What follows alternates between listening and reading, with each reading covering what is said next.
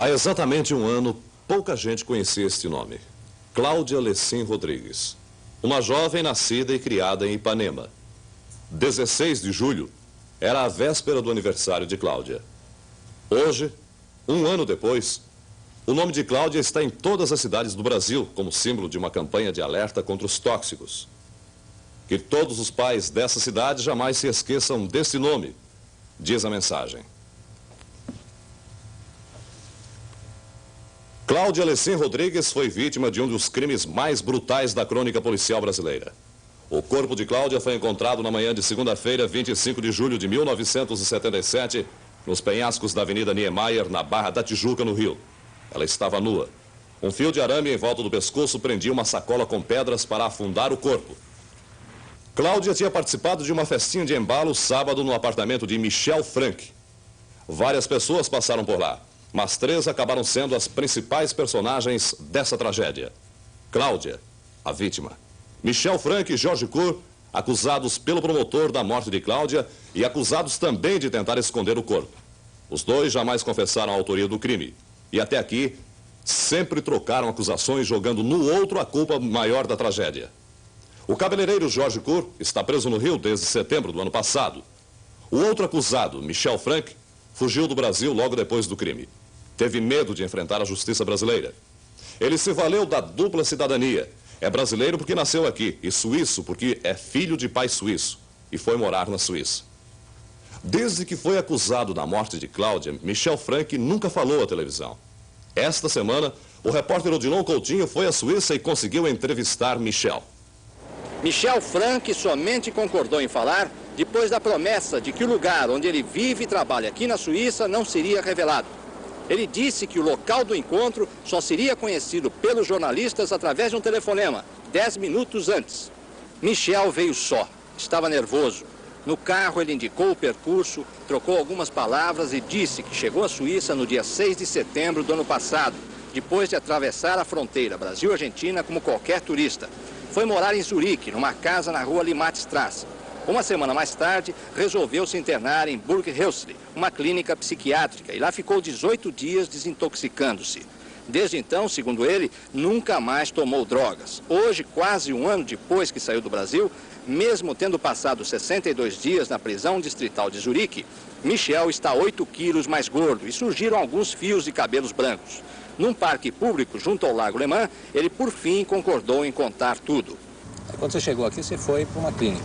Sim, eu fui para uma clínica, perfeito. Fui para uma clínica, inclusive, para verificar se havia quais os sintomas de intoxicação que ainda existiam, ou para verificar se havia qualquer coisa de errado comigo, uma coisa mais para sossegar, inclusive, minha própria família e em função das investigações que iriam começar também aqui na Suíça. E ali eu saiu de lá absolutamente liberto do vício? Sim, acredito que sim. E os teus dias na prisão, como é que foram? Na prisão, a prisão aqui é muito humana.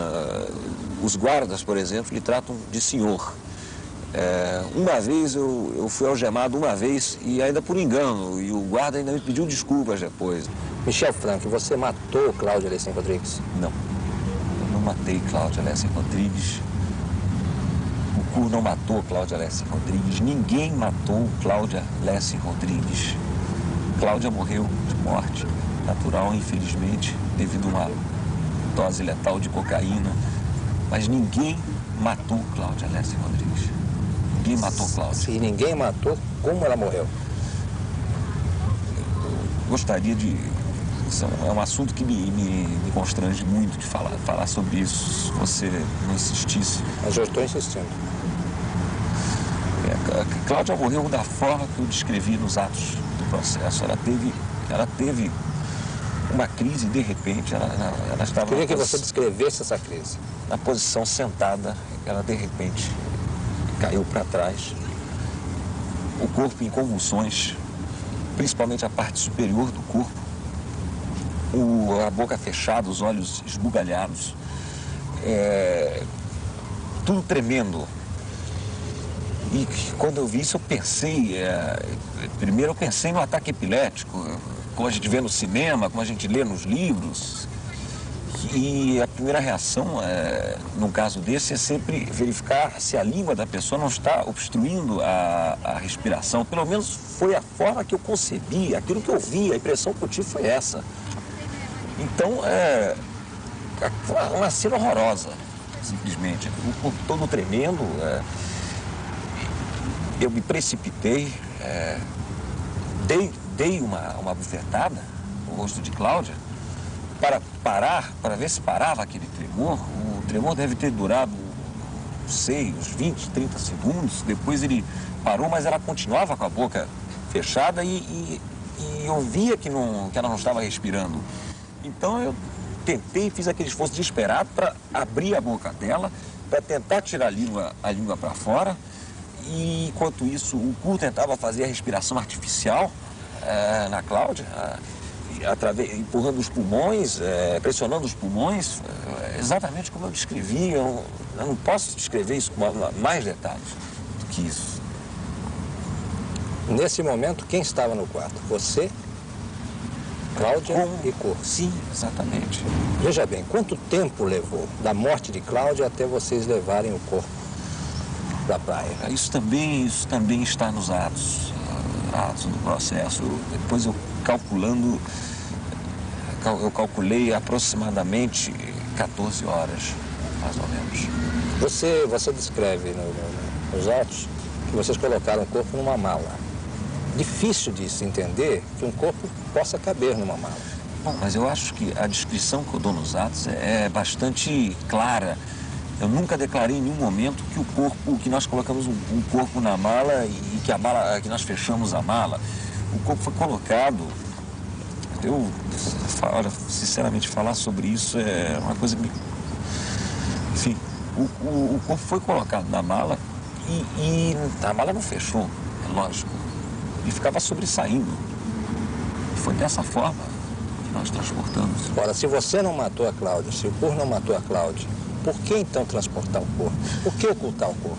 Isso é uma pergunta que eu mesmo me perguntei. E eu acho que só hoje eu posso realmente encontrar uma explicação para isso. Durante muitos anos, Odilon, eu usei cocaína, anos a fio antes disso, diariamente. Não só usava cocaína, mas como depois de um certo tempo eu não podia mais dormir de noite. Então eu passei a usar Mandrix, que é um sonífero muito forte, para poder dormir. E isso cria um estado de espírito na pessoa, em função do uso contínuo, totalmente paranoico. Isso ligado a um sentimento de culpa que eu acredito que toda pessoa que usa entorpecente tem esse sentimento de culpa. Aliás, o motivo por que as pessoas usam tóxicos juntas. Então, aquilo, quando eu acordei horas depois, eu vi inclusive aquele aspecto, o apartamento que tinha sido queimado no incêndio no domingo antes. O corpo de Cláudia ali, aquilo representava toda a minha culpabilidade de uso de tóxico, tudo aquilo que eu não queria que ninguém soubesse. Eu tive medo do escândalo, eu tive medo da polícia, eu tive medo do meu pai, inclusive, que várias vezes me havia avisado que em circunstâncias assim poderiam ocorrer. Os legistas brasileiros dizem que ela teve um traumatismo craniano em vida. Como é que você pode explicar isso? Eu não sou médico, Odilon, eu não posso explicar do que eu não entendo. Como é que você vê os teus próximos dias? Como será a vida de Michel Frank? No momento, é a mesma expectativa angustiante que tem caracterizado minha vida inteira até agora. O medo de ser julgado ou condenado por um crime que não cometi, por um crime que não existiu. Falar em voltar é até besteira. Falar, eu não sei. Sinceramente, eu não sei. Michel Frank está em liberdade na Suíça e isso desagrada a opinião pública brasileira. O juiz suíço que cuida do processo explicou que Michel está solto, mas não pode sair da Suíça.